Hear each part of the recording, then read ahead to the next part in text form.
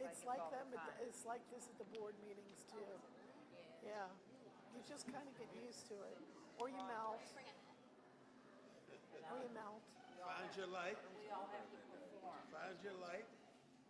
So I thought this was We're all going to perform. You sing, you dance. Has their mayoral thing tonight. Both in the shower, but nowhere else. I'm not allowed to do it anywhere else. I don't remember where it is, but That's your limit. That's it. Okay. it'll be too hard for parking. It's hard for All right, well, since we don't have that here, we'll just have to something like this. wing it. That's it.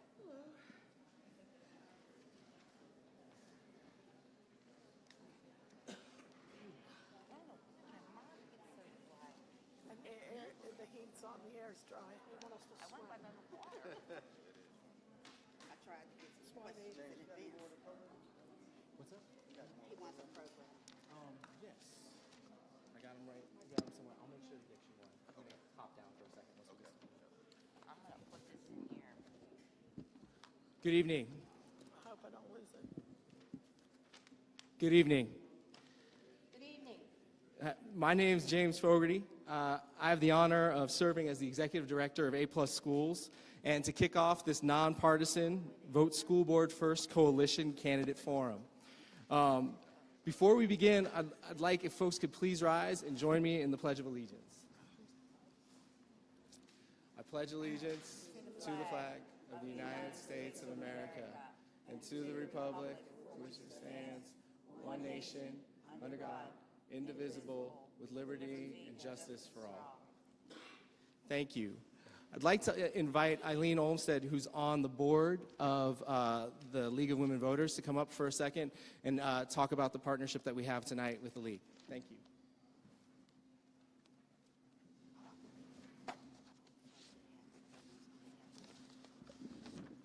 Thank you and welcome. The League is delighted to be partnering with A+ Schools and all the other organizations of the Vote School Board First Coalition in sponsoring this nonpartisan forum for the school board candidates of Pittsburgh.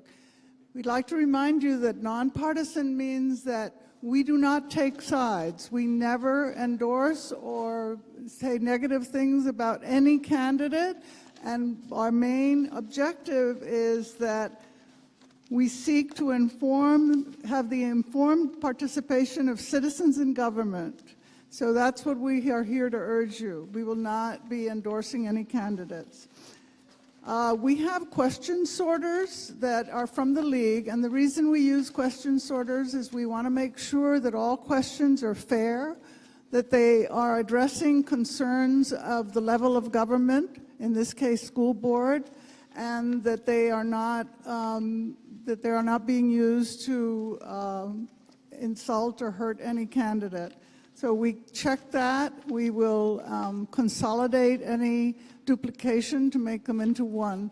And we may not get to every question that you wish asked, but time constraints will limit that. Thank you very much.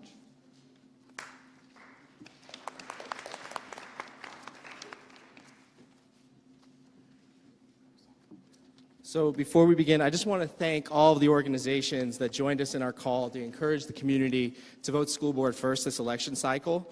So those would be Amachi Pittsburgh, the Black Political Empowerment Project, BPEP, Lawrenceville United and their PEP Rally Initiative, the League of Women Voters, Pittsburgh Association for the Education of Young Children, the Pittsburgh Project, the Pittsburgh Promise, the Urban League of Greater Pittsburgh, and Vibrant Pittsburgh. These organizations answered our call because they know when it comes to Pittsburgh's kids, the school board plays a pivotal role in their success. Not only do these organizations help make tonight possible, they also provided many of the pre-selected questions that we'll be asking tonight. Our vision is a district where 100% of our students graduate, and at least 80% are going on to college or some sort of career training. We want schools that work for all children and for race to no longer be a factor in access to opportunities in schools or student achievement. Second, I'd like to thank the candidates who are running and the school board members who are here tonight in the audience. What you do and the service on the board can't be praised enough. It's a daunting task that you undertake, and we appreciate your willingness to serve. I'd also like to thank the Hill House for use of this wonderful auditorium. And finally, thanks to the A+ Schools board members, funders, individual donors, and volunteers who helped make this night happen. If you'd like to volunteer with us on Election Day, May 16th, at the polls, there'll be staff circulating after this event with clipboards to get your help. Also, just wanted to let you know, Ms. Falls has a conflict after 7 p.m., and so she'll be leaving us then, but I wanted to thank her so much for joining us for the hour that she did have. Finally, we are going to be broadcasting this on PCTV 21 in the next week, but it's going out live right now on Facebook Live. If you are a Spanish speaker and would like to listen to it in Spanish, it's on our Teen Block page, so that's facebook.com/teenblock, so you can listen to a translation of this event in Spanish live as well. Finally, it's my pleasure to introduce Gianna Lipscomb, a senior at Brashear High School, and Leon Blair, a sophomore at Brashear High School. They will be our moderators tonight. Let's give a hand to these students and listen to them attentively.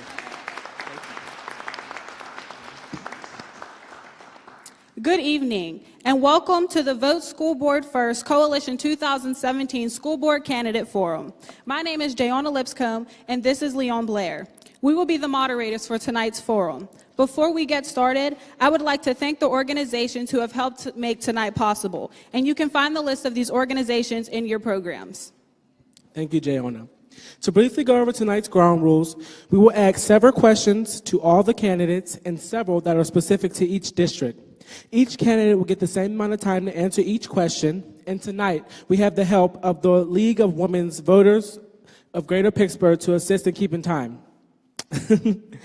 When there are 15 seconds left, you will see a yellow card held up. And when time is up, there will be a red card held up. I ask that you all please respect the time limits. And other than that, I'd ask that everyone treat each other with respect, even if there are disagreements on issues.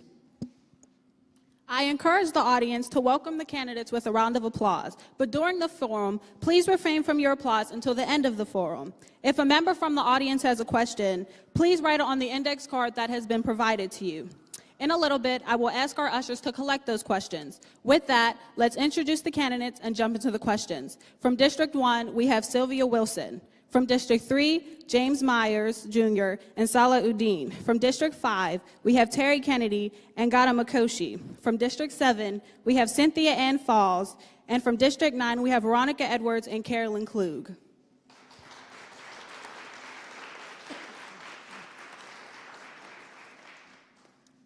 Thanks to all of the candidates for being here tonight. The first question will be for all of the candidates. The question is, how will you, as a board member, work to eliminate racial disparities in opportunities and achievement in the district? Each of you will have 2 minutes to respond, and tonight we'll start first with Ms. Wilson. I don't know why you always want to start with me. Can you hear me out there? Okay, we have been looking at the curriculum and looking for culturally responsive curriculum across the grade levels to make sure that some of the racial disparities that we are talking about are being addressed. However, in the classrooms, that's a responsibility of teachers as well, because we don't always have the materials. Teachers do not always have the materials that we know should be had because of antiquated systems that we are trying to update right now and to make things better for our students. But it's how we bring in it. It doesn't have to be just books. It's everything else that is involved in providing that kind of curriculum to bring to the kids and use their own knowledge to forward what we know is best for students. We've recently learned that, We recently learned that despite when we're looking at African American children, despite their economic background, we learned that they are still achieving less than everyone else in the district. So we are actually trying to find out what that's about, no matter what kind of a financial background they're coming from. What is it that determines that, so we can try to eliminate that and prevent that as we move forward. Thank you, Ms. Wilson. I think that's an excellent question. In terms of racial disparities, I think what we see in public school system is that you have groups of students, African Americans, and groups of European descendants in the same classroom. But one group is doing extremely well and another group is not doing so well academically. So first I would like to introduce a group called Genius Plaza. They have a platform where they talk about resources that are around cultural competency, and actually the books and resources are connected to, Hispanics as well as African Americans. Also, in terms of the educators, you need educators that actually reflect the population of the school. So we need more African American teachers, male and female, to be in the classroom that actually can contribute to this subject. I think more or less when it comes to this is a difficult, uphill lift, and I think you have to have the school board actually work together that'll actually contribute to this subject matter. So as far as the racial disparities, I look forward to work with all the board of directors to really work as a team to kind of contribute to true change. Thank you, Mr. Myers. Thank you. And thank you all from Brashear for stepping up to do this job. And I want to just take a moment to thank A+ Schools and the League of Women Voters and everyone who was involved in organizing this event. Curriculum is key. A culturally relevant curriculum is key. There are other matters that are key as well. It has to do with the teachers who are delivering the curriculum and their ability to deliver the material in culturally relevant ways. The community schools concept will, I think, contribute a great deal to reducing racial and economic achievement gaps. Also key in reducing gaps is we have to find ways to engage parents and family more in school and in education than we have in the past. Dr. Jerome Taylor has been working on this for 25 years and has developed a method of teaching called educational justice that goes up and down the entire graph of curriculum and engagement, and it is a method he's been trying to get the school district to look at. He has not been successful. It is a method that he is assured, and those who work with him, that includes me, will be able to reduce educational disparities in the school system. It is the number one thing that we have to do in this system, reduce disparities. Thank you, Mr. Uden. Thank you, and good evening, and thank you to everybody who made this forum possible. Ms. Wilson actually stole the thunder for those of us already sitting on the board, but that's okay. But I think she hit some important parts. We are reviewing and updating the curriculum and making sure when we update curriculum, it is more culturally responsive. The issue there is there's so many cultures, so we'll probably do well in some cultures and not some other cultures. I believe we need to look at increasing the equity, which is not same as equal, but we need to increasing putting additional resources out at different schools that have the higher need for the achievement. We are already, as a board, approved going out even to do a more minority recruitment for teachers, even if it means going out of state, which our recruiters are already doing, because as a district, we recognize that if we can't get the people locally applying to have a more diverse background, then we need to go elsewhere. So we hopefully will do better that way. And I also think that we have to look at programs that work in some buildings and see if we can replicate it in other buildings to decrease the achievement gap. Thank you very much. Just 1 second before you go, Ms. Makoski. Can you guys put this mic here, and there's a mic on that table for each one, just for the sake of our tech guys. Thank you so much. Okay. Is it on? It was. Okay. Yes, it's on. So in addition to what was mentioned with the curriculum and diversity in teachers, I think one of the biggest investments that we can make is investing in early childhood and education, so that we know for every dollar that is spent on early childhood education, $17 is saved in social services. For upper and middle class children of upper and middle class families, those children hear an average of about 30 million more words by the time they're 3 years old, and that difference is what we later perceive as the achievement gap. So when we expand early childhood education, we allow children, especially children living in poverty, to have more social and language interactions at an early age and help in narrowing that achievement gap. We also need smaller class sizes, and we need more paraprofessionals and counselors and social workers in our schools as well. Thank you, Ms. Makoshi. Good evening. And again, I did owe the thank you to all responsible for this event. I really place a lot of responsibility right here on Dr. Hamlet. Dr. Hamlet is the person who will be setting these programs, be setting the tone that has to be run through the entire district. We have an equity department. He holds people accountable. We have to have more advanced classes in our schools for African American students. We also need to make sure that we have student voice, because the student voice helps to bring up some of these issues, and they also help to come up with some of the solutions to these problems. So it's not our place to give the routine that we're going to go in there and tell people what to do, but we will hold Dr. Hamlet accountable. We have our responsibility is to govern and to evaluate what is put in place, and he's doing a heavy concentration on professional development and cultural development, both within the schools with the students and the teachers. And I honestly believe that we have to take that account and hold Dr. Hamlet accountable, and we can make the governing of those opportunities by setting policies. Thank you. Thank you, Ms. Falls. Good evening. I apologize for being late. I was in Penguin traffic along with Hill House coming from Robinson.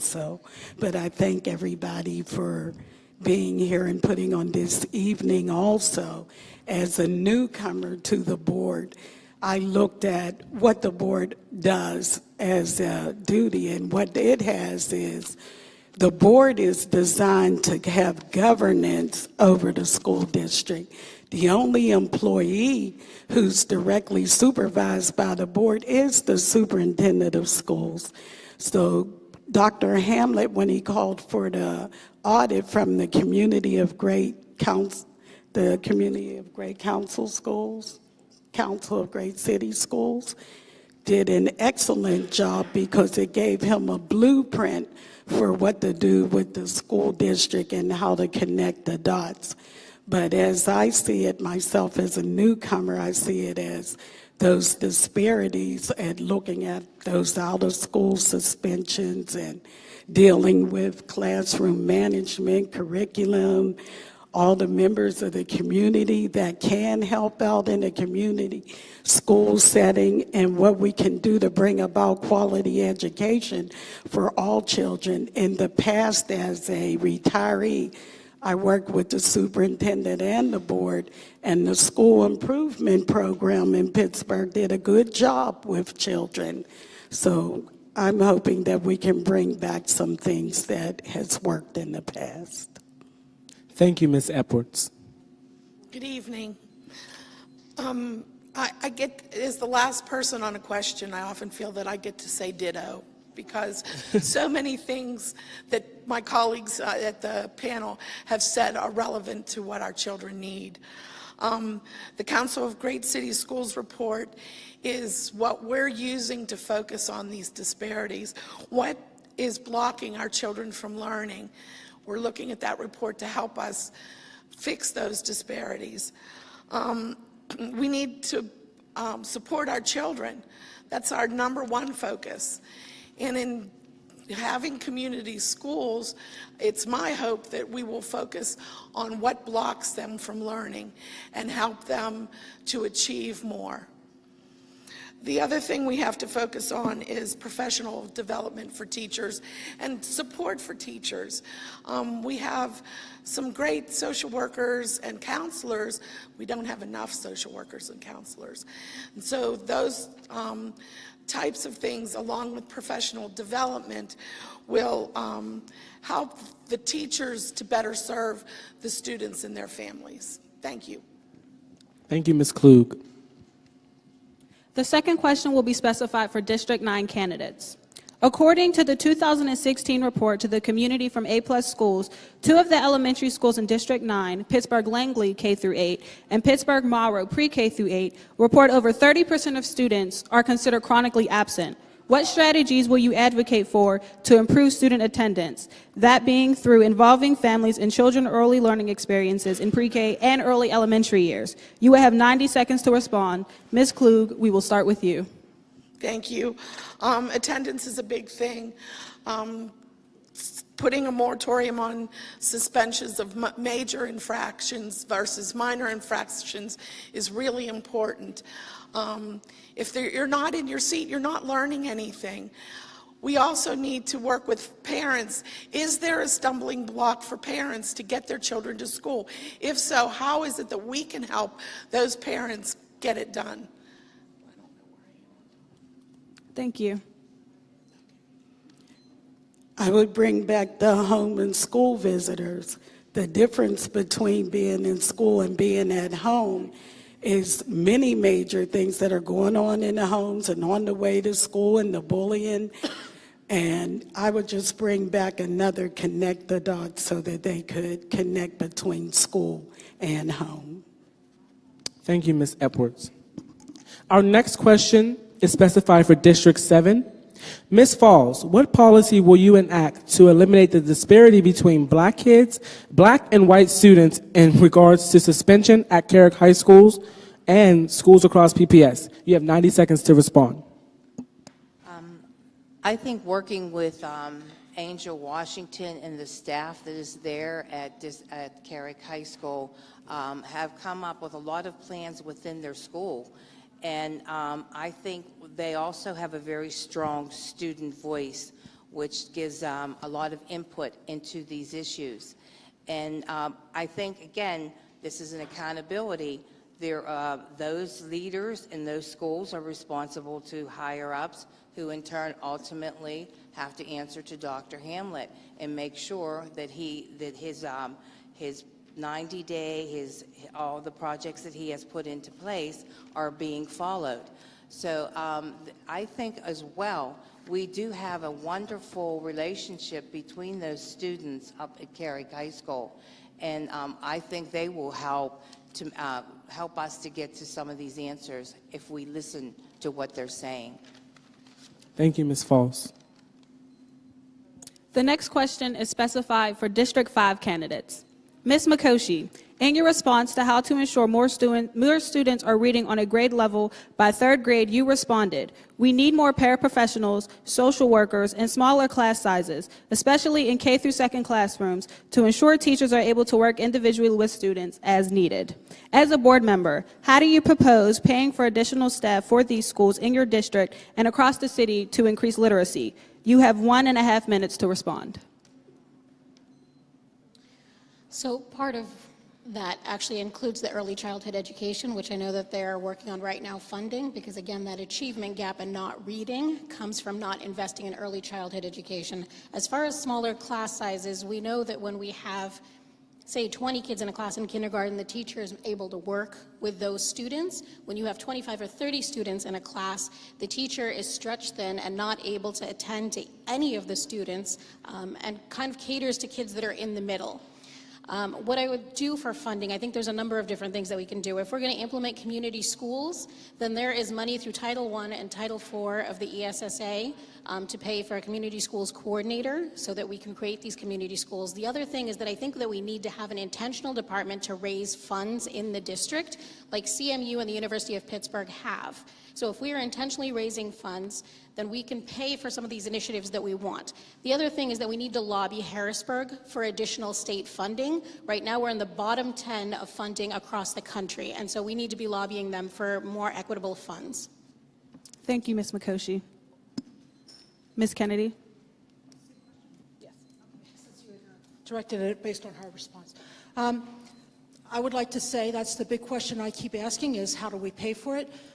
Certainly, there are multiple ways to pay. One is obtaining more money from the federal and state governments. I don't see that happening right now. So that leaves three other methods. One is via grants, which we do have a department that goes out and seek grants. One is by cutting items from the current budget, and the other is by raising taxes.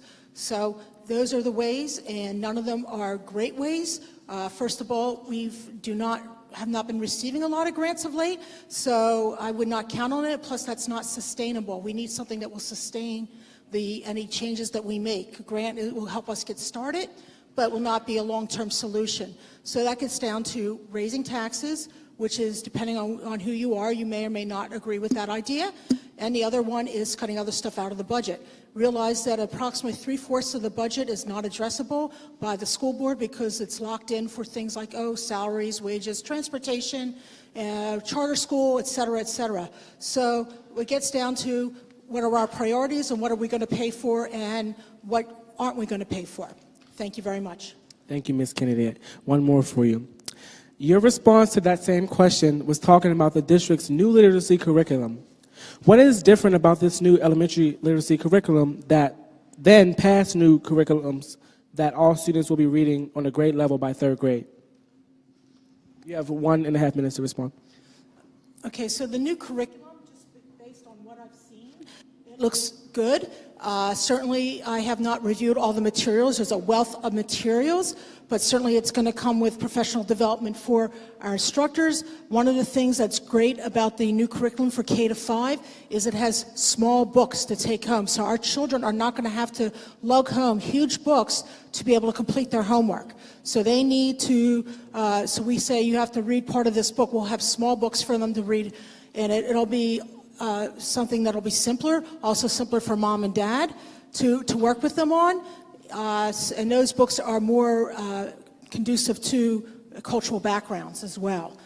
So as far as will it work, that remains to be seen, but I think it's a step in the right direction looking at what was proposed and what we approved. Thank you. Thank you, Ms. Kennedy. This question will be specified for District 3. What plans do you have to provide students at UPrep with adequate support, resources, and opportunities so students will be prepared for college or career? You have 90 seconds to respond. Mr. Udine, please start us off. Thank you.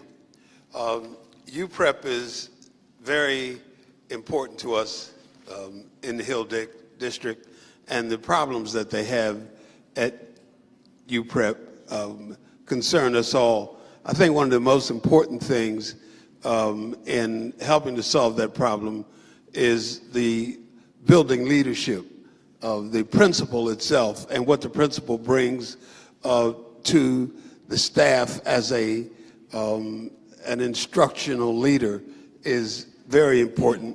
But in addition to that, organizations like the Hill District Council on Education also work hard to get greater involvement from parents in the community. That is equally important, so that the resources have to be adequate. The teacher development and preparation and support of teachers have to be there, and we have to look closely at administrative procedures and structures that throw roadblocks in the way of teachers to prevent them from getting the job done. So we are very, very concerned about what's happening at UPrep, but we're also optimistic about the future. Thank you, Mr. Udine. So in terms of resources when it comes to university prep, first, I'm a graduate of District 3. I went to Shinley High School. Have a very good relationship with Christopher Horn. We actually coached AAU basketball together, so I look forward to working with him to kind of improve on the academic enrichment piece of university prep. But I think there's 4 organizations that are very close in proximity to University Prep that can really help in terms of that. And the first one be the Citizen Science Lab that's located in the Energy Innovation Center. They have an African-American male who has his PhD that teaches science and also biology as well as technology. I also look at Manchester Bidwell as an excellent source for introducing students in the trades as well as the horticulture program. Also, Penn State's 4-H program is located in the Energy Innovation Center. I think that's an excellent resource for University Prep. And finally, community schools as well as the family support. I think they can do a great job. So I look as far as creating a very strong collaborative with the programs that are already in the region. And as far as college readiness, I was the first internship coordinator at Urban Innovation 21 and led the CCAC Pittsburgh Promise program. So I think I'm, knee deep as far as the resources and bringing resources actually to the school. Thank you, Mr. Myers. Our next question is specified for District 1. Ms. Wilson, with the merger of Wilkinsburg secondary students and Westinghouse 6012, how can the voices of Wilkinsburg students who are not directly represented by the Pittsburgh Public School Board be respected and incorporated into the board's decision-making process? You have 90 seconds to respond. The students from Wilkinsburg have been involved from last year before they came. We made sure, the board members insisted that the district have transition activities that included both the Westinghouse and Wilkinsburg students prior to them even stepping into the building. And there are programs, the Encore program, is it called Encore? The leadership program, student envoys, and making sure that there are student leaders that are both Westinghouse and Wilkinsburg working together. And one of the things that we have seen is that has been particularly successful because the students themselves are being allowed to have a voice. So it's important and in fact, I'll put this out too, at our public hearings, we've actually had students from Westinghouse attend and speak, and they were from Wilkinsburg. So they are using the political process. Well, that's not political process. They are using the public process to make sure that they're coming to board members, and I've actually even received emails from the Wilkinsburg students directly to make sure that I understood what was going on. Thank you, Ms. Wilson. The following question will be for all candidates. You have all proposed initiatives that would require additional resources to enact, from community schools to hiring more staff. If you do not plan to make cuts in other areas, do you support increasing property taxes to pay for your initiatives? You will have 60 seconds to respond. Ms. Klug, please start us off, and we will come back in the opposite direction. Thank you. Resources are a big deal. I'm not sure that I would vote today on a property tax hike. It's a hard thing to do. It's a hard decision to make. What I am willing to do, and I'm asking community members to do with me, is to lobby our state representatives to increase equitable funding across the district, across the Commonwealth, for our districts. Districts are not funded equally across our district, and it's hurting children. And I think we need to work with our legislators so that they're not hurting our children anymore, but we're all working together to help our children. Thank you, Ms. Klug. I can't say that I would just increase property taxes. I think there are greater stakeholders that can help. Foundations can help. Corporations, businesses, local, city, state, federal government. There are a lot of other places that we can rally or lobby for additional funding. So I wouldn't want to put that just on the taxpayers. Thank you, Ms. Edwards. Thanks. This board, or the present board, has taken many trips to Harrisburg and talked with legislators on all levels, senators, House representatives, a variety of people. In addition, we have also spoken to them at our events in our separate districts. about concerns. And we take your concerns when you let us know. We then take that message and take it to them.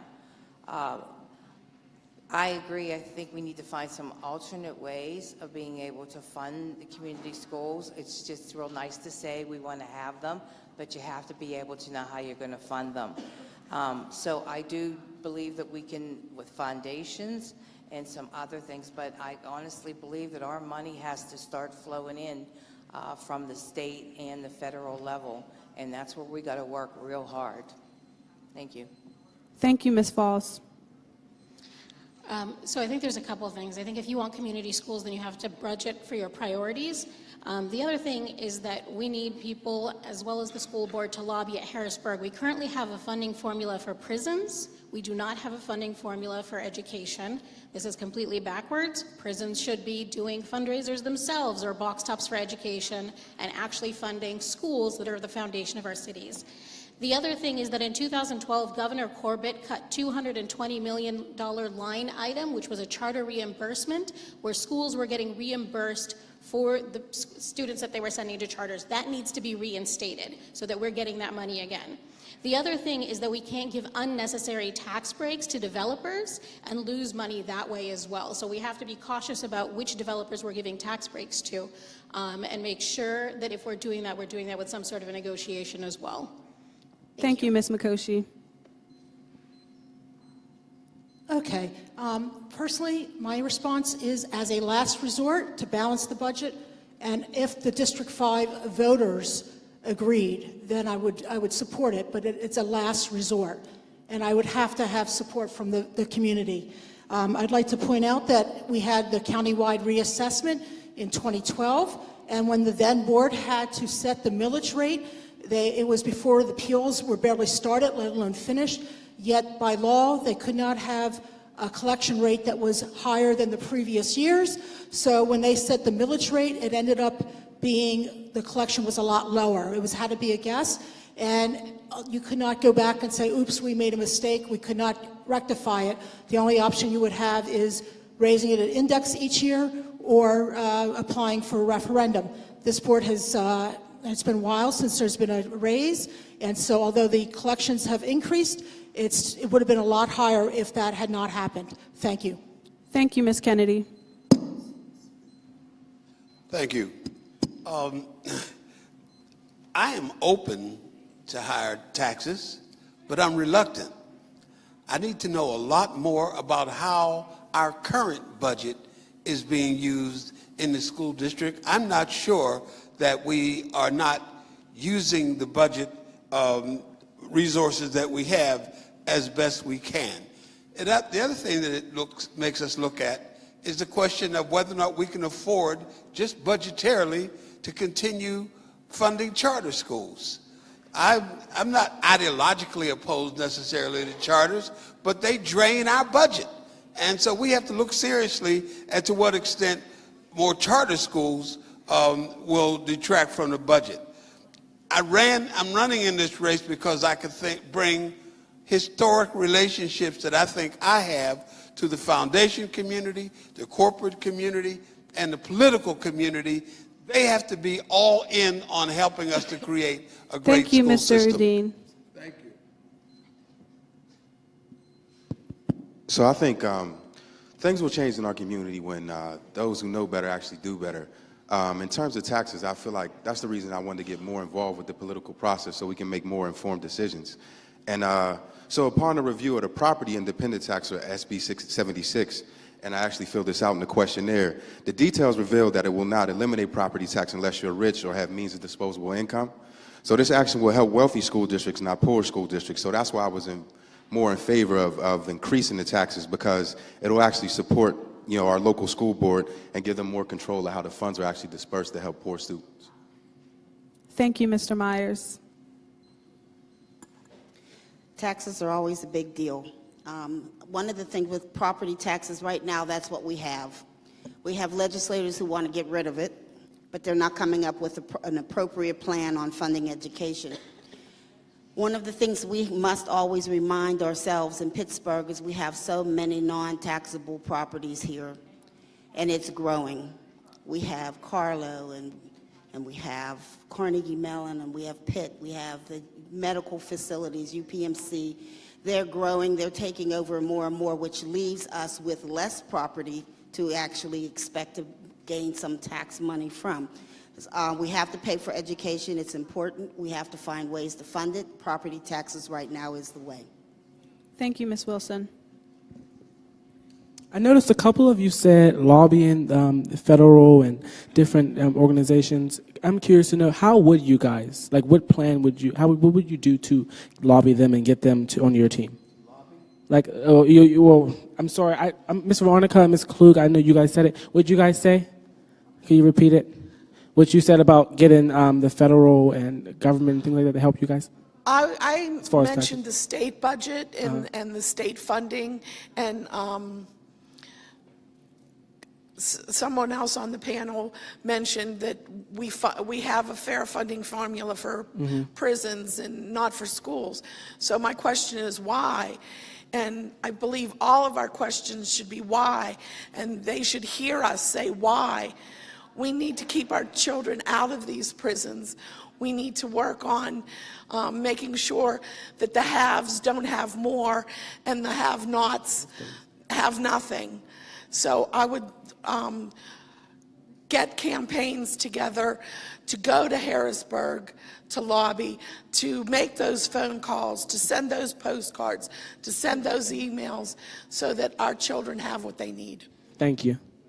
I was going to say, we don't have to go to Harrisburg all the time. They have offices right here.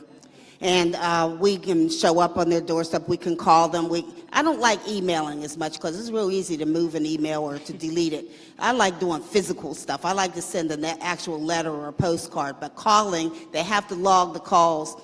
But it is important. It is our responsibility to pay for education for our students, same as someone paid for me and for all of us when we were in school. It's our responsibility. And so we have to make sure that those who are elected, who we elect or don't, but they're still in office representing us, we have to make sure that they hear us and they know it's that responsibility. So we have to, and everybody can do that. Thank you. I would say additionally, if we were to take any given year, between 20% to 50% of people vote, and if we want people in Harrisburg to hear us, then we have to go out and vote. If everyone voted, we would make a difference every year. Right now, between 20 and 50% voting isn't going to continue with the status quo. We have to go out there and demand action and change.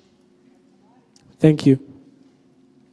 Our next question is specified for District 5. How can the district better collaborate with charter schools, but more specifically families with children at charter schools? In what ways will you improve the communication between the district and charter schools and charter families? You each have 90 seconds. No, District 5, you have 90 seconds to respond. Ms. Kennedy, we'll start with you. Okay, I'm sorry. How can the district better collaborate with charter schools, but more specifically, families with children at charter schools? In what ways will you improve the communication between the district and the charter schools and charter families? You have 90 seconds to respond. Thank you. Okay, certainly I have taken questions from people who are charter school supporters, who have children in charter schools, and certainly I respond as I can. I certainly will be willing to forward them on, because some of those questions are not for me to respond, but come from elsewhere in the district, so I will pass them on through the superintendent, who then delegates. As far as facilitating better communication, I already do that. Certainly last summer, I received a request from Mr. McCann, who's the CEO at Environmental Charter, because he wanted to set up a meeting with Dr. Hamlet, and I facilitated that by providing him all the contact information and letting him take it from there. I have no problem facilitating those kind of situations. I believe as taxpayers, they have the right to want to communicate with us, and certainly we have the expectation that we should be willing to listen. Thank you. Thank you, Ms. Kennedy. So I think collaboration is important, but every parent, whether they send their kids to a private school or a charter school or a public school, is still a member of the community and a taxpayer. So it is important, first of all, to listen to them and see why they've chosen the schools that they've chosen. I think what's happening increasingly is that people are leaving their neighborhood schools to choose a magnet or a charter school. And that comes down to understanding what is it that parents are leaving their neighborhood schools for to go to a different school. What we need to do is improve every single school in this city so that parents don't feel like they're forced to leave their neighborhood school to find alternatives. So I think what we need to be doing is having a discussion, an open discussion, a collaboration between all of the parents in our community to figure out what is going on and how we can improve every single school in this district. Thank you. Thank you, Ms. Mikoshi. Before I announce the next question, if you haven't already, can our ushers please begin to collect our audience questions? This question will be for District 7. Ms. Falls, you regularly champion the district's career and technical education offerings. How will you support these programs moving forward, and what are the areas or programs you envision for the future of Pittsburgh Public CTE programs? You have 90 seconds. Yes, I have been known to be the CTE supporter because my background is that I am a retired CTE instructor. I taught health careers. But why is that important? Because not all kids are college bound. We have to really look at it and offer a lot more of our courses that are trade. Because, you know, your toilet breaks, who you calling? Your this breaks, who you calling? We have to have more trades here. And we have now created a new program over at Westinghouse and also at Obama. And I'm looking to try to push now that we get a dentistry program here in the city, as well as hospitality. Hospitality is a must. Look at the construction and all that's going around, and that will accommodate a lot of our students on all levels, from entry level all the way to a professional level. So I am the CTE cheerleader, and I am sure proud of it. Thank you. Thank you, Ms. Falls.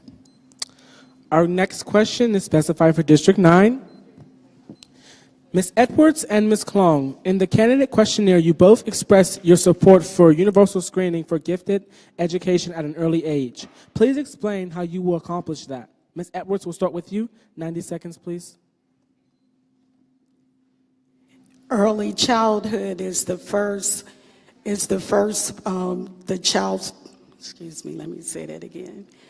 children first begin in early childhood, and they begin in preschool to learn, and they grow as they learn. So all along the way, there are going to be records and data that's showing whether or not those students are learning. I would look at it a little bit sooner and follow the path of the child, and I would include the data with saying whether or not that child will be geared to higher ed or career in technical or information or something that will offer them quality of life.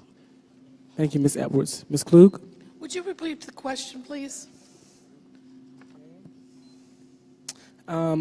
So in the candidate questionnaire, you expressed the support for universal screening for gifted education at an early age.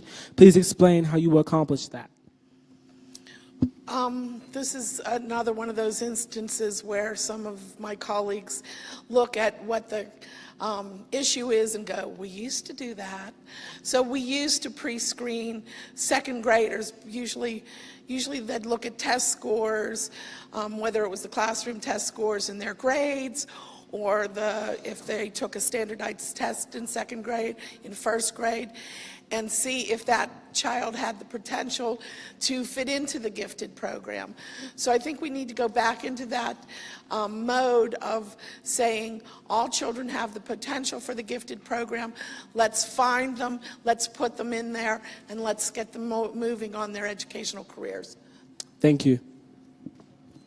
This question will be specified for District 1. Ms. Wilson, in your response to the questionnaire, you stated that PPS can look to other districts' models for community schools to implement here in Pittsburgh. What are those models, and what evidence do they provide that community schools improve academic outcomes for students? 90 seconds to respond.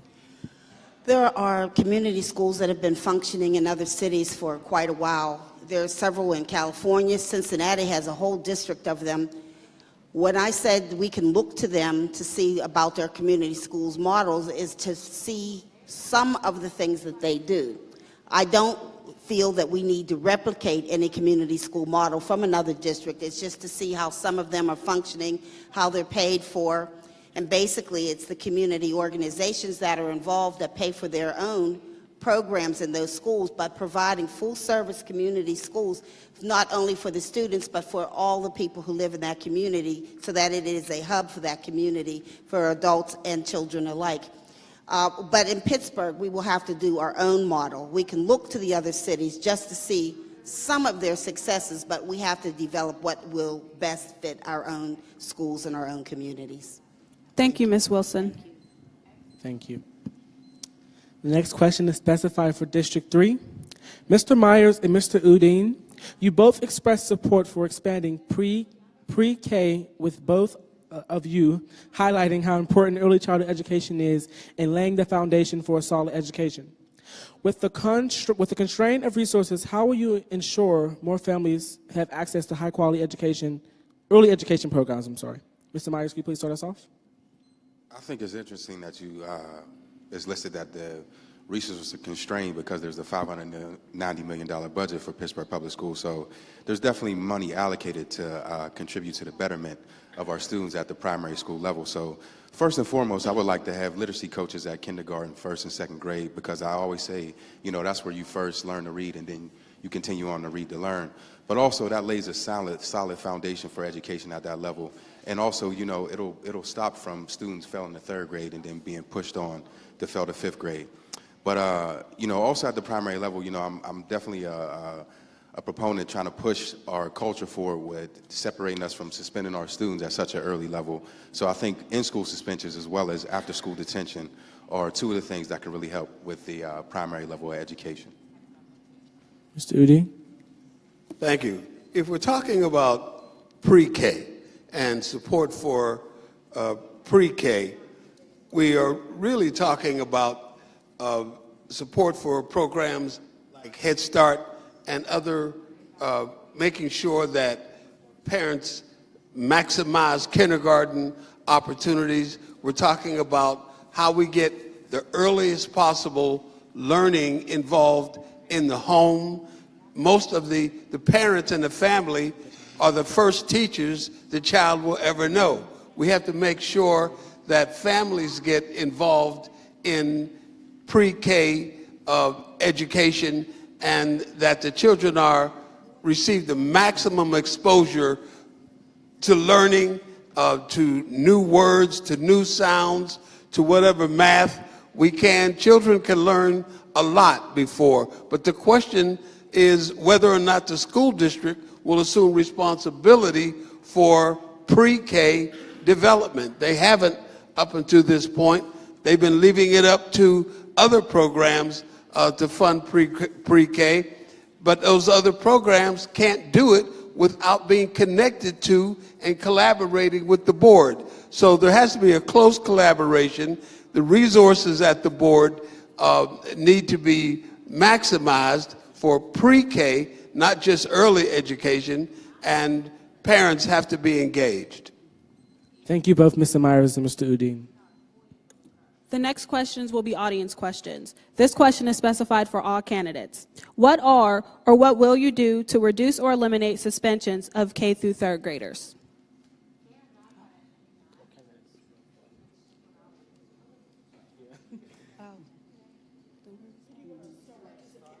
Can we start at you, Ms. Klug, please? Sure.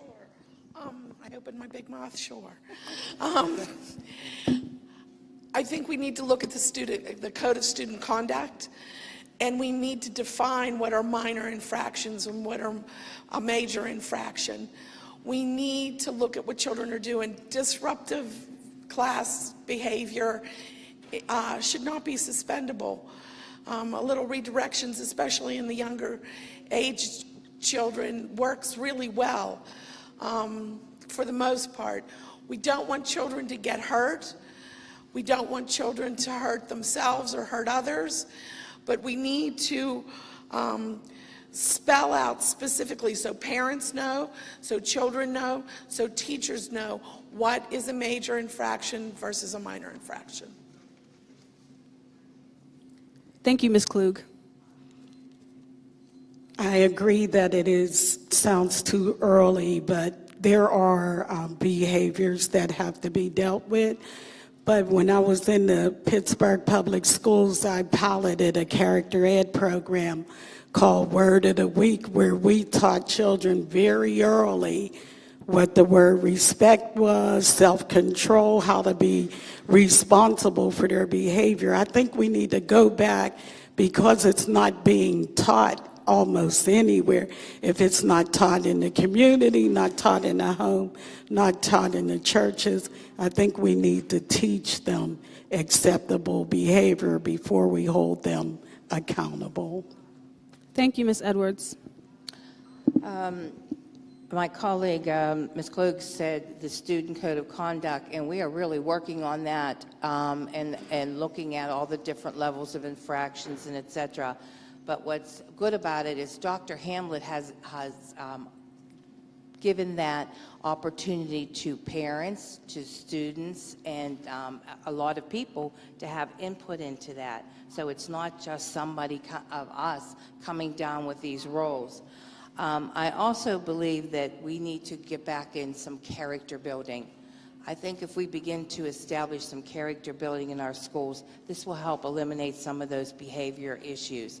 And of course, we need to have counselors and other resources for our kids so that let's get to the bottom of why these behaviors are happening.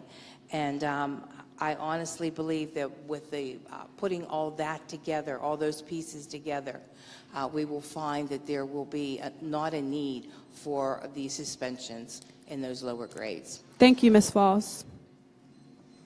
So I think there's a number of things that we can do, but first we have to ask why there's so many suspensions and why there's so many disproportionate suspensions for students of color and students with disabilities.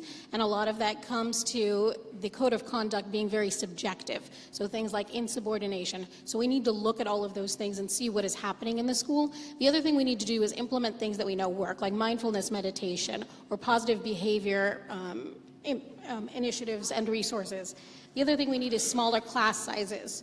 We need more counselors and social workers and paraprofessionals in the building too. And the most important thing I think that we need respectful environments in our school. We need teachers that respect the students, that monitor for bullying, that monitor for anxiety, that monitor for depression. We need to make sure that our students' overall health and their well-being, not just academics, are being attended to. And I think that would help as well. Thank you, Ms. Mikoshi.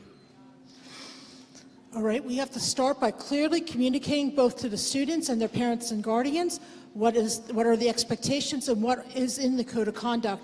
Every year since I've been on the board, and it certainly has been happening for years beforehand, that code of conduct is reviewed and revised. This year it's having an extensive revision, and Dr. Hamlet has gone out not just to the community, but this coming week there's even going to be a student forum that will provide input. So there will be changes like we have not seen in years, if at all, and I think that's good. Also, we are expanding from the levels of levels. A couple years ago, it was 2 different levels, and then it was 3 this year, and next year it's going up to 4. Dr. Hamlet also has student services surveying what happens in other districts. How do they do it? So we can have other work to build on.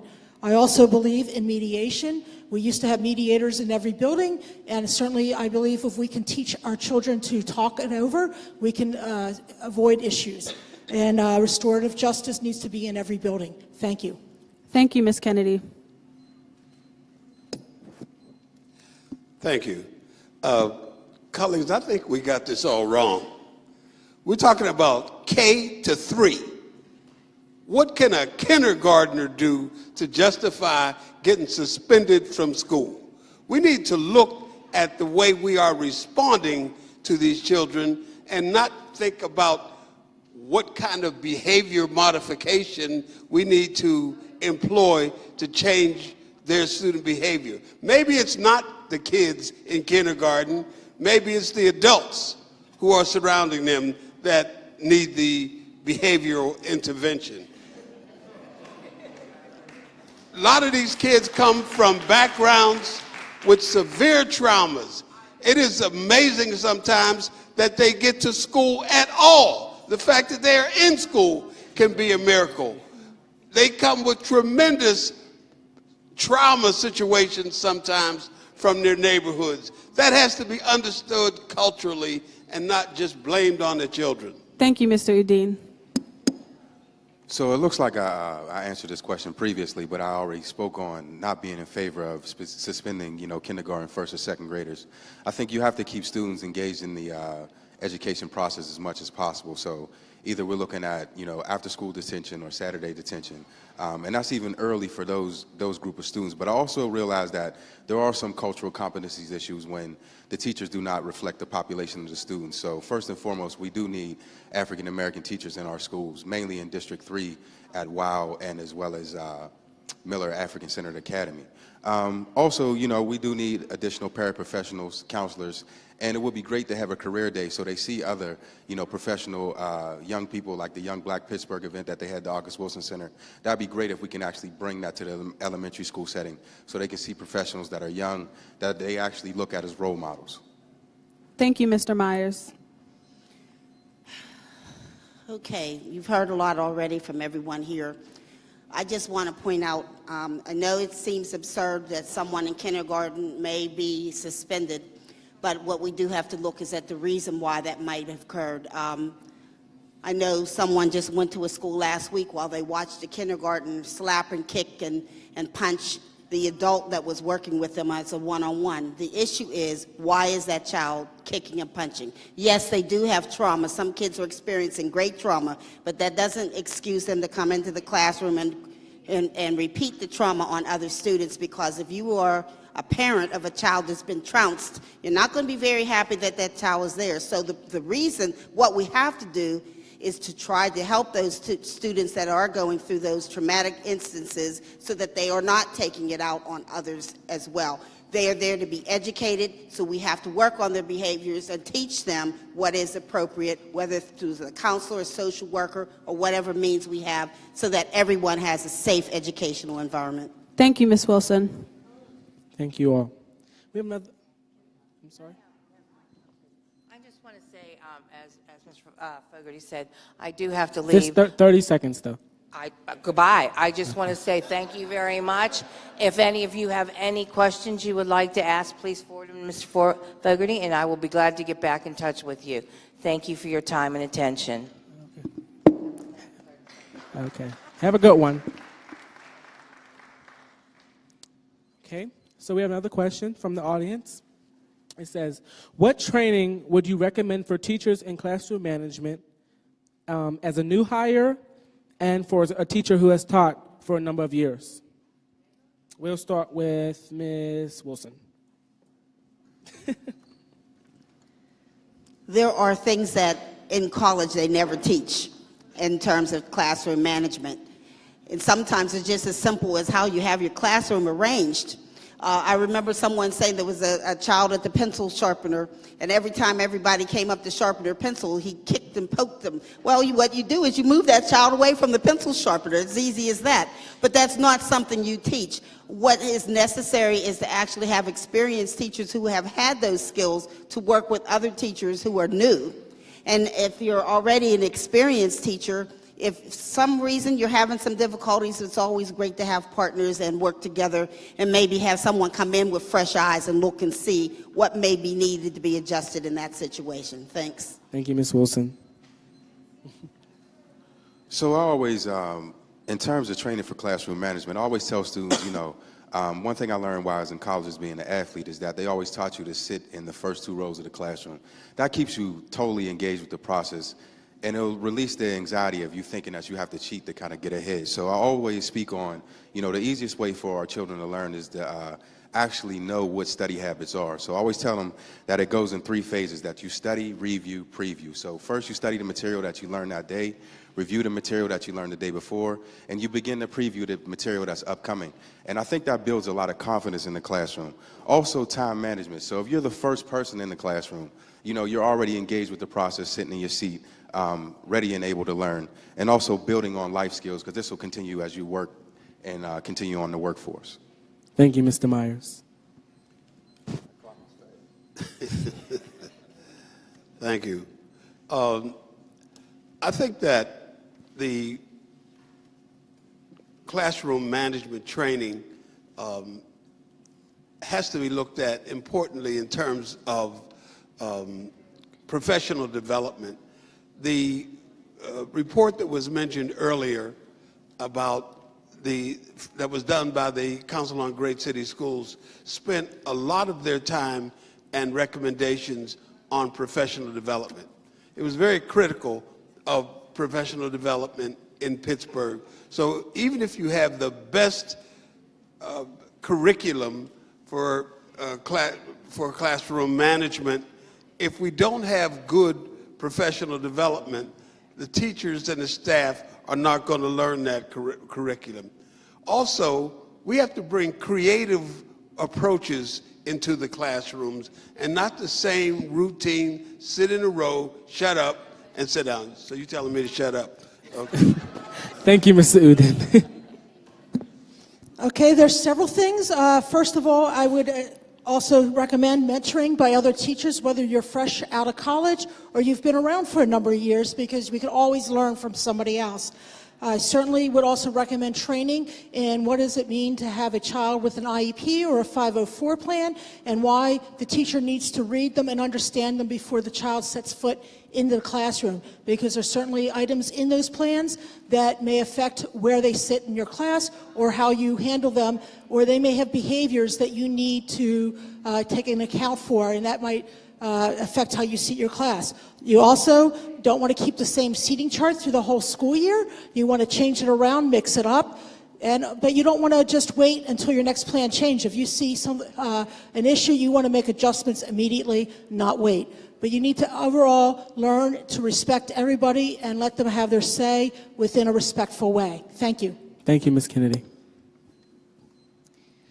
So when you have 84% of our educators are white, I think when you're adding to professional development that the teachers need, we also need to look at culturally appropriate development that they're taking as well, and that has to continue. I know that they get it at the beginning when they start teaching, but that has to continue throughout their entire career as well. The other thing I think that we need to understand is that we are expecting our teachers to do more and more with less and less support and resources. We need to be investing in our schools and giving our teachers the support and the resources they need to attend to their classes. Thank you, Ms. Mikoshi. And I have a daughter that is a teacher, and we talked about classroom management.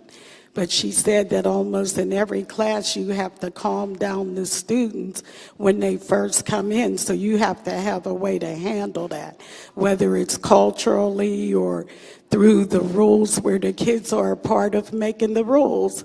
So I would do something that would be inclusive of the students so that the students will feel like they are stakeholders. Thank you, Ms. Edwards. I believe that observation is an important part of professional development for teachers. Observe those teachers that have a good lesson that you don't feel strong in. Observe those teachers that have good classroom management, maybe somewhere where you're struggling. And that's something that we don't build into our teachers' days. I have to say that some of my best lessons and some of my best classroom management styles came from stealing them from other people. So I think sharing is a good thing, and you should have learned that in kindergarten because I taught it. Thank you, Ms. Klug. The next question is, what would you do to attract a more diverse teaching and leadership group of personnel? Ms. Klug, we will start with you.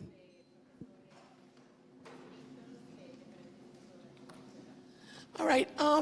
One of the things that the district is doing is the teacher magnet at Brashear, and they're successfully recruiting African Americans, and especially the number of African American males enrolled in that project is higher than it's ever been, and I encourage that. But when they're in high school and involved in it, that's one thing. But what are we going to do as a district to recruit them? So I think there needs to be some things in place to offer all students, just not those magnet students, incentives to come back home to us, no matter where they go to school. Thank you, Ms. Klug. I'm sorry, can you ask the question again? Yes. What would you do to attract a more diverse teaching and leadership group of personnel? I would recruit on a yearly basis. I would look all over the country, and I would look at HBCs and colleges that are predominantly black, because they'll be the ones who may teach classrooms that are. And I think they may have a little bit better handle on that if they're related and culturally diverse.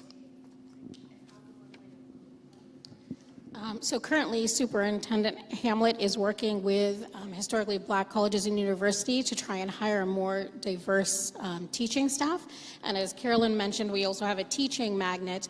And I think that we can do with the teaching magnet is that we can guarantee those students a contract once they've completed an education degree within the city, so that we can expand the diversity of the teachers that we have currently.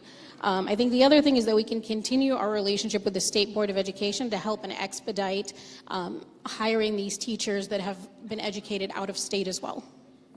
Thank you, Ms. Mikoshi. Well, I would also like to echo our teacher magnet, and something that Ms. Hannah McCarthy, who's the teacher in charge of that, has achieved that our local teaching colleges hasn't, is the diversity. I've spoken with her a few weeks ago, and the diversity is lacking in the schools in the area that send teachers to Pittsburgh Public School. So if you don't have diversity in the pipeline, you can't hire unless you go out of the area. And as I've already stated in a previous response, we are stepping up recruitment. It's not just since Dr. Hamlet arrived. We stepped up the recruitment outside of the area in historically black colleges and universities prior to Dr. Hamlet's arrival, but he's certainly increasing and continuing it. But we also encourage our young people of color to consider a career in education and to then go and support them as they go to local schools. And hopefully they will come back and help us. Thank you. Thank you, Ms. Kennedy. Thank you. A very important question. I think the first thing we have to make sure that everybody agrees on is that teachers of color matters. It's not just a politically correct issue. It matters in the classroom in terms of academic outcomes. We have data to show that. More visits to the HBCUs, I'm not sure how many, what kind of assertiveness we are currently using.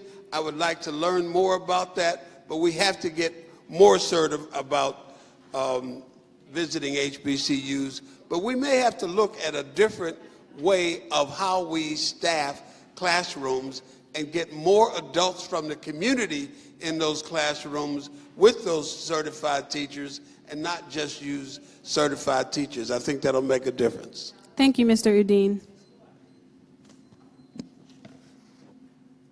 So I actually attended, HBCU. I attended North Carolina A&T. I think in order to pull from HBCUs to Pittsburgh, you have to make Pittsburgh a lot more attractive to the students graduating from those colleges and institutions. So we're either looking at some type of student loan recovery or some type of incentive to actually pull them to the region. But I think there are African-American educators that are graduating from Pitt, CMU, Carlow, Point Park, and we have to do a better job of retaining our talent and bringing them into the Pittsburgh public school system. Thank you, Mr. Myers.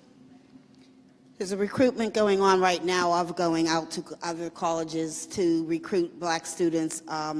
When we had to discuss this topic just recently, last year in the state of Pennsylvania, there were exactly 2 black males in education programs in colleges. So it's very hard to recruit when there's no one to recruit from. young people are going into a lot of other careers and not education. Sometimes it's as simple as in these career fairs we see. Many times they'll have all kinds of folks there, and you will not see educators, you will not see teachers there. So if you don't have kids looking at that for a way to achieve and to have that as a goal, you're not going to get it. And one of the best things we're doing right now in Pittsburgh is growing our own, the same as we're doing with our emergency technology program at Westinghouse, making sure that we have our own firemen, police, and paramedics. We teach our own. We'll make sure we'll have that diverse population. Thanks. Thank you, Ms. Wilson. Another question from the audience, and this one is also from a Facebook Live viewer. So how would you reinforce school safety in the district, and what do you think of police carrying guns in the school? We will start with Ms. Wilson. Yes. Always start with me. We have not really had a long discussion about guns in the schools. Obviously, it's not something that would be considered to make a decision very lightly. We're concerned about school safety across the board. We're also concerned about those who make sure that our students are safe. We've been getting a lot of misinformation about what that would be. We have school security in our schools, and some people think that that's who we're talking about arming. If that were in fact it, they are not talking about those who are in the schools, housed in the schools as carrying guns. They're actually talking about school police. But at this point, we have not made any decision. It hasn't even been discussed. Thank you. Thank you, Ms. Wilson. So to answer the question about security carrying guns in school, I'm definitely not for that. I think that creates an atmosphere that it doesn't feel safe. You know, anytime you see an armed guard in front of an academic institution, it just doesn't look like education is actually taking place there, more like a social atmosphere where there's a lot of problems. But also when it comes to, so it looks like students are setting up fights on social media and always talked about, you know, if you have to give in your Facebook or Twitter name nowadays to go on a job interview, that's one thing we could do in the school system to slow down students setting up fights on social media. So I think first and foremost, we got to kind of grow with technology as well as the young people to understand what's actually taking place there. Thank you, Mr. Myers. Thank you. I support the goal of parents and students to have safe passage from home to school while they're in school and back home. That is a reasonable expectation for us to have. We have to support student and teacher safety. However, the idea of arming school resource officers with guns is one of the dumbest ideas I think has come across in a long time. I sat and watched the cops on the South Side kick this man's brains out over the weekend, and it reminds us of how brutal some officers, law enforcement officers, can be when you give them a gun. No. Thank you, Mr. Uden. Ms. Kennedy? Well, generally, any institution, whether it's a school, community center, government, other places, you don't find them publicly discussing their safety measures for obvious reasons. However, I think everybody here would agree that safety of our students is of utmost importance. There is, as Ms. Wilson said, a lot of misinformation out there. The actual request wasn't necessarily to arm the guards, but to remove one line in a policy that prohibits the guards, our school security, school police, not security, to be able to carry guns, which isn't to say the same that they would carry guns. However, at this time, I would not be in favor of it, but I'm willing to consider it if it's warranted in the future, but it has to be based on the data that we see. We're investigating right now. I need to see the information and make sure it's warranted and it has the appropriate administrative regulations to support it along with funding in place. Thank you. Thank you, Ms. Kennedy. So I am absolutely against it. There is no evidence that arming school police actually makes our students any safer. And in fact, the Department of Justice found that with armed guards, arrests went up 5 times for disorderly conduct. What we don't want to do is increase the school-to-prison pipeline by arming our guards. That is not the way to make our children safer. Please hold applause. And then in 2014, the Secret Service and the Department of Education released a report that said rather than arming our guards, what we need to do is look at what is happening in our schools. We need to address bullying. We need to address the lack of a respectful environment. We need to address depression and anxiety in our students. These are all things that we need to look at. We do not need to arm our police. Thank you, Ms. Mikoshi. I too would not arm the police in the school. If you look in the news at school incidents that are happening even locally, arming them would say that that student would probably look like me. And I would say no to that. That is just absolutely no. But what I would support is a healthy learning environment where even as Leon does the process at Brashear, where the police and the children come together, let's do something better than give them a gun. Thank you, Ms. Edwards. I think school safety needs to be looked at through several lenses. One of them is the safety of the school, in the school, of itself. We've got restorative practice going on, teaching children how to be responsible citizens of that building and members of their society and their schools. And I hope that carries on outside. We're looking at positive behavior models. I also think that gun safety and gun laws need to be enacted on a different level, not on the school district level. I think we have a lot of problems with guns in our society, and pardon me? Yes, sir. I wasn't sure if you were asking another question of me. So I would, once again, I'm going back to lobbying the federal government and the state government. That seems to be my new tact. Thank you. Thank you, Ms. Cloak. The next question. Research has shown that elementary children tend to work better earlier in the day than do high school students. Would you consider changing the start time for the various schools?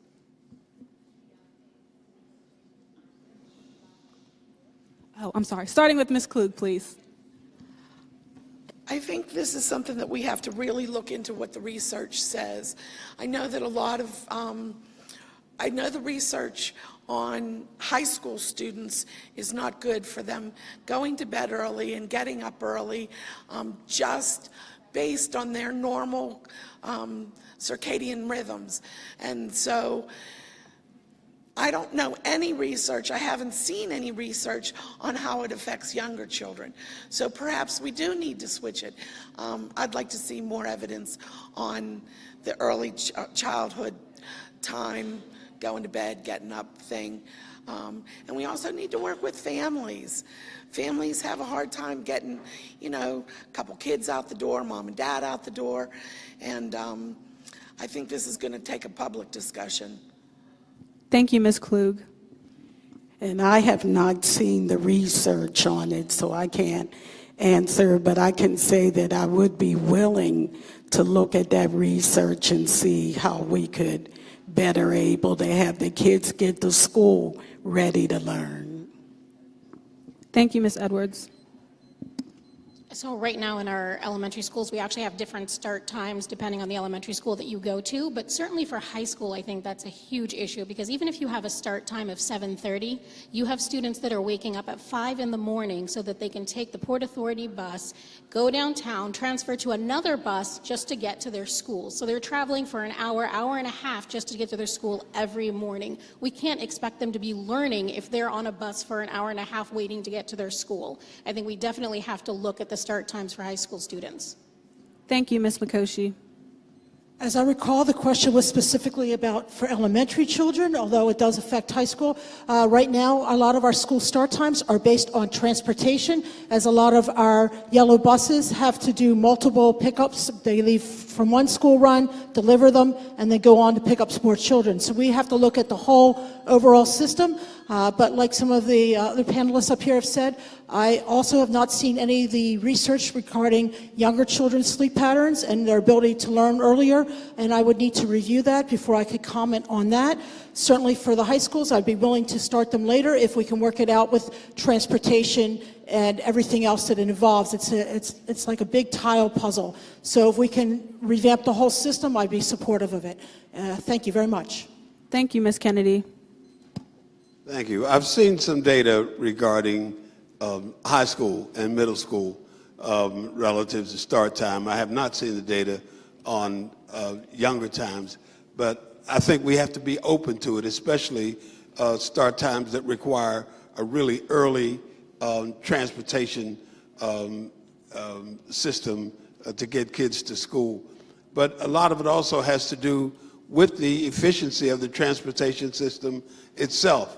And one of the things that I want to take a close look at, if I'm fortunate enough to be elected to the school board, is the transportation system in the school board. Right now, we rely on independent transit contractors. I want to learn more about that and find out whether or not that is the best way for us to transport our students.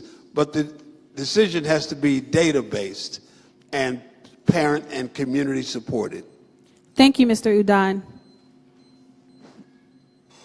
So I agree with my colleagues here on the panel that we need to see more research behind, students at the primary level getting an early start on class. But also, transportation is a big issue, especially in the wintertime when we have, young children out there standing in the cold waiting for a bus. So the efficiency of the time patterns of the school transportation systems with the yellow buses is a big deal. You don't want any child, out there freezing to death waiting on a school bus. Unless we can kind of improve that system, right now we would definitely need a lot more data. Thank you, Mr. Myers. It's a complicated situation based on whether it's on research or not. It talks about practicality and transportation. I was silly enough to think that the reason why high school kids went to school earlier was to get them ready for the real world when they had to go to work and get up early in the morning. They told me, no, Sylvia, it's because of the transportation. We have to get them out there on the buses at a certain time. It's difficult because of weather. I understand I actually think about my own son, whether he started to school later or on time, he's going to stay up later and still want to not get up in the morning. So, I mean, there's a lot of factors. I know that there is evidence about it, research, but it's practicality we have to really look at instead of just that for now. Thank you, Ms. Wilson. So we have another question for all the candidates. So this question is, research has shown that students having a positive racial identity, meaning students understanding and embracing their race, heritage, and ethnicity and culture, has many benefits, including a higher GPA and better test performance, also better behavior. How can positive racial identity be better integrated into district curriculum and strategies to end the achievement opportunity gap? Starting with Ms. Wilson.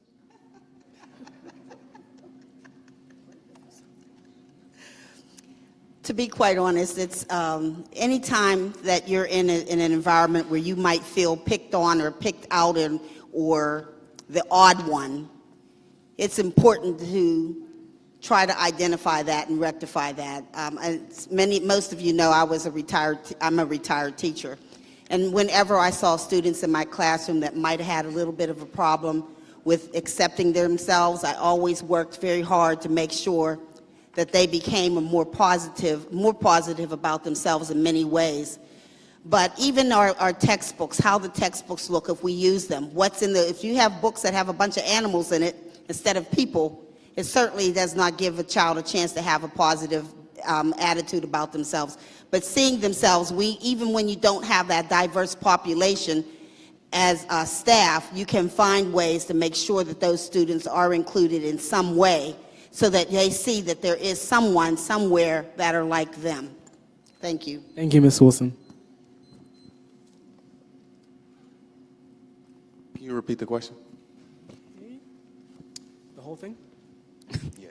So, No, just half of it. No, research has shown that students having a positive racial identity, meaning students understanding and embracing their race, heritage, ethnicity, and culture, has many benefits, including higher GPA, better test performance, and better behavior.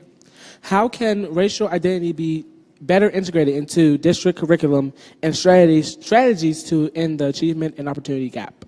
Right. So I think it all starts with, really teaching our students to be their authentic self. You have a lot of historically great African Americans that have made significant contributions to society. I think, teaching our students about Lewis Latimer and his integral role with the invention of the light bulb as well as the telephone. And then you have other people like Lonnie Johnson, who was a NASA engineer, but is famously known for the invention of the super soaker. But I think more or less, those are cultural competency issues that we really got to push to teach our students. Also, like I said, mentioned the Genius Plaza that has the platform as far as really pushing on, books that preach, African Americans and Hispanics and their contribution to history as well as science and mathematics. So also, recently there was Leslie Miley, who was the top engineer at Twitter that came to Pittsburgh, and he spoke on assimilating to different cultures and how that actually hurt him. So I think we need to hear more stories about that and really push that to our students throughout Pittsburgh Public Schools. Thank you, Mr. Myers. Thank you. In the Hill District, we created an African-centered academy at Miller School with the hope that such a culturally relevant education would have impact on academic achievement. We have not yet found, however, that that's necessarily so, because you got to have academic excellence and cultural relevance. You can't have one at the expense of the other. There are organizations like the Qs who have started a training on Saturdays for African American youth out in East Liberty, and they demonstrate that the work that they are doing, their students perform better than students who don't attend. So the jury is still out on the data. And again, Dr. Jerome Taylor. Thank you, Mr. Udine. And his values for life are important too. Thank you. I think this is a very valuable question. I would believe there's several things we can do. For example, we don't want to just celebrate Black History during African American History Month in February, but the whole school year. Likewise, all our other racial minorities in this country, we want to include them, as we are building a Latino population that's increasing every day in this area. So we need to include information on their background and any other immigrant population, because how are you going to identify if you're never shown anything of successful people from your background? I also believe for our younger students, perhaps we can ask their parents or guardians to come in and maybe teach us something, maybe a dance or a song from their culture, maybe serve us a native food. Our older students, we can ask them to do the same thing. So there are ways to help. Whether there's any one end to the answer or any one way to solve it, I'm not sure. Thank you. Thank you, Ms. Kennedy. So I think, especially with the state of our country right now, that this is more important than ever. I think one of the things that we need to do is we need to embrace and celebrate diversity throughout the year. We also need to teach our kids about empathy and understanding. I think a lot of the hatred that we see around the country right now comes from ignorance and fear. And I think that we can start with education, is where we can start with kids at a very young age to teach them that everyone is different, that the diversity contributes to America, and what makes it great is that we are all different and we all contribute in different ways. I think that that's one of the most important things that we have to do in our classrooms right now, is that we cannot continue to let these kids grow up and create such polarized societies. We really have to teach our kids that diversity is what makes this country what it is. Thank you, Ms. Makoshi. I would begin with talking with the students, surveying those students, seeing why they feel the way they do. I talk to them everywhere I go, and they will tell you how they feel. And once we know or identify some programs that'll help them, we can put them in mentoring programs. 100 Black Men have a program. There are many programs out there. They have Pittsburgh Promise, some of the universities, but we need to know why they feel the way they do, and then we can react. Thank you, Ms. Edwards. Certainly, we need that culturally relevant curriculum. We need a diverse staff in our schools. But like my other panelists have said, we need to use the resources in Pittsburgh. Pittsburgh is rich with culture, and we need to invite guests into the schools. We need to take field trips to other heritage sites around the city, and we need to invite volunteers in our schools that look like us and that don't look like us. Thank you, Ms. Klug. This question will be our last question. What would you do to make sure that pre-K parents are made aware of early educational opportunities for their children? Ms. Klug, we will start with you. Well, we just had Toddler Palooza at the PFT on Saturday, which was well attended by a lot of our families. We need, I can't say enough about the billboards that those other kinds of schools have that we can't have because we're restrained by money. Word of mouth is a good way to get it out there, but I think as we become a city that is known for universal pre-K, I hope we get to that point. I hope we have funding because we need to invite everybody into our district. Thank you, Ms. Klug. I agree. We could use parent, school, and community meetings, whatever way it is that we can engage parents and help them know what resources are available to add to the quality of life for young people. Thank you, Ms. Edwards. I think that's actually one of the biggest issues that we have right now is a lack of communication. And what happens is that when parents enter the school, whether it's with a toddler or with a student with a disability, is that they don't know about the resources that are available to them unless another parent tells them about it. And that's not the way that the education system should be. We need to intentionally be creating information for our parents, whether it's a welcome packet that comes with all the other information that they need at the beginning of the year, a reminder in the middle of the year, and something else at the end of the year to follow up with parents so that they know all of the resources that are available for them so that they don't feel like they're out there alone advocating for their student with their child without any support or resources available to them. Thank you, Ms. Mikoshi. It's a very, I agree, we need to communicate better. Whatever we communicate in any area, we can always do better. In this case, I would target informational meetings to places where you would naturally find parents of young children congregating, whether it's at the libraries, at the various museums, such as the Children's Museum, or even the Pittsburgh Toy Lending Library, park, playground, wherever you would find people naturally congregating. Even reach out to the various pre-K institutions that people look at because maybe there are people that can't afford and don't even know about other options. I also agree with what Ms. Klug said. We certainly have a lot that we can do, but we have other issues as well. The other thing I would do is put a link on the home page of our school district's website and make it easy to find it. But getting back to what Ms. Klug said, we cannot advertise with your tax dollars. Unfortunately, other schools do not have that same constraint. Thank you, Ms. Kennedy. Thank you.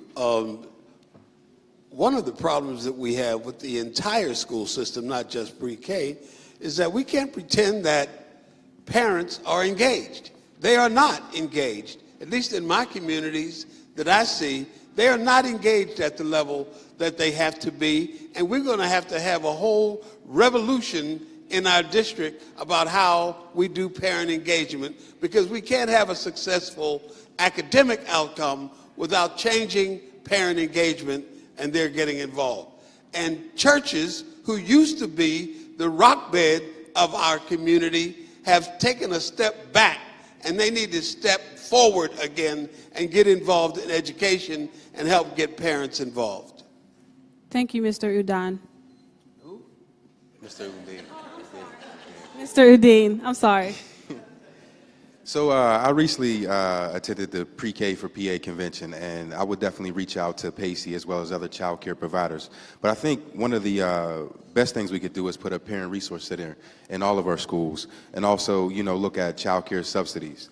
More or less, engaging the community, you have to go to them. I think when we send packets home, a lot of our parents are busy, so they might not have the opportunity to read all the material that they're getting.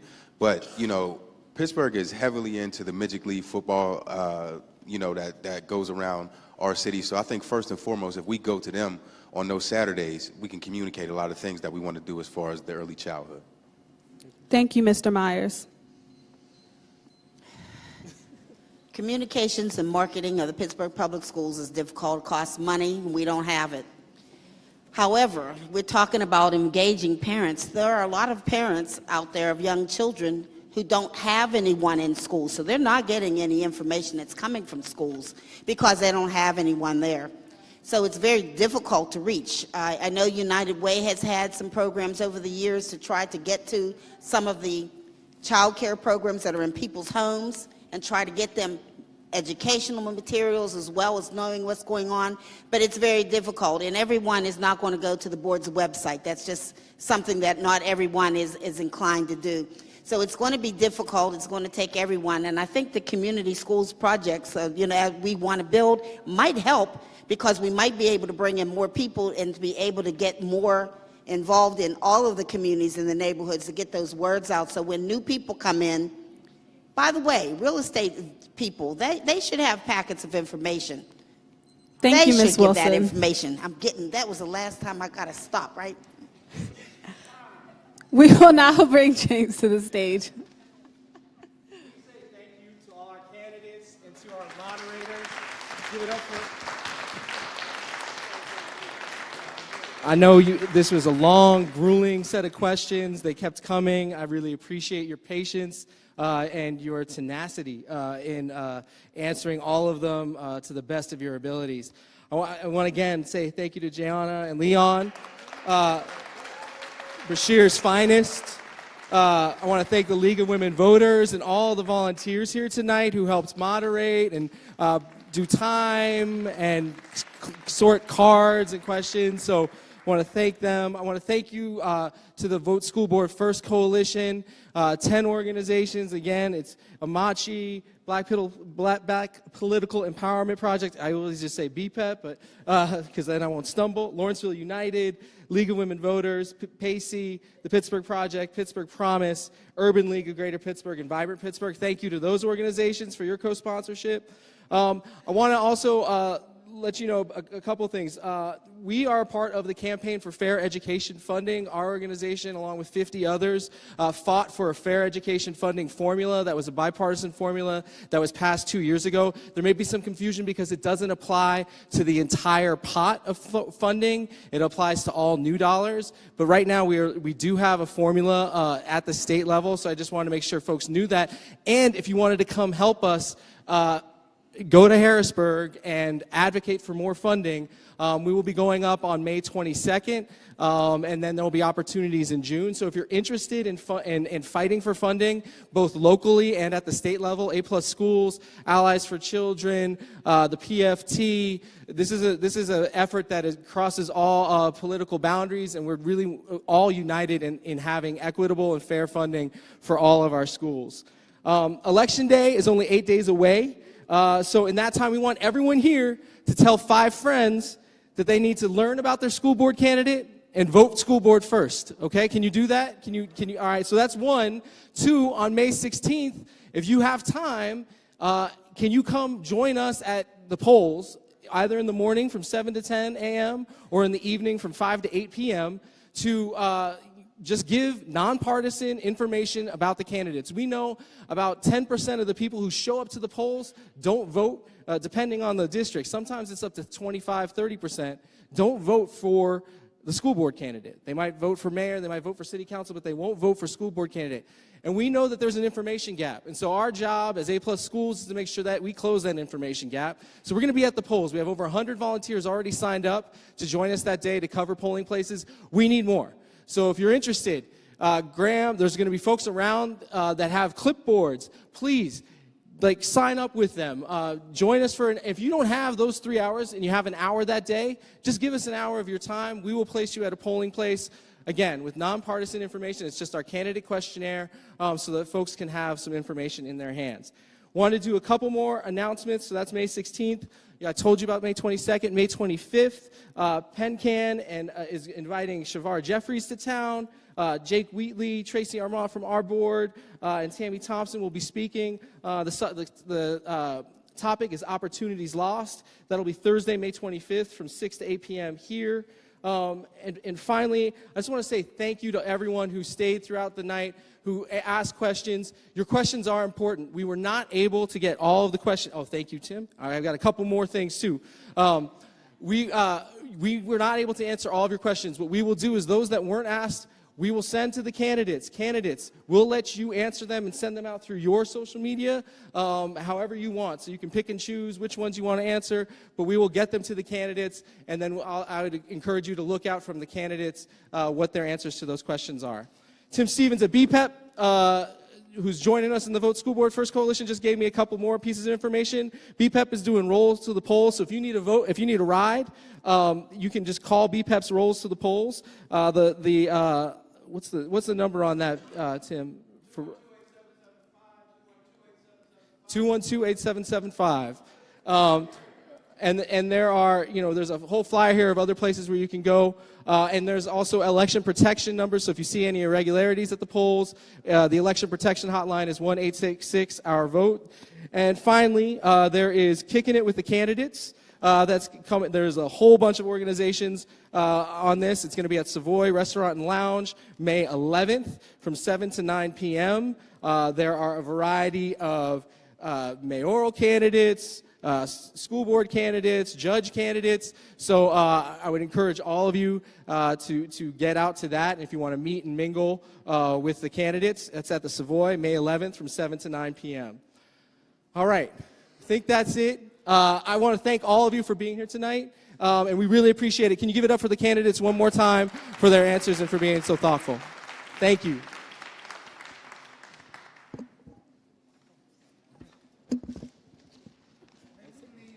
Yes. Thank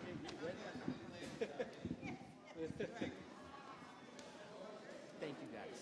Hey, you did great.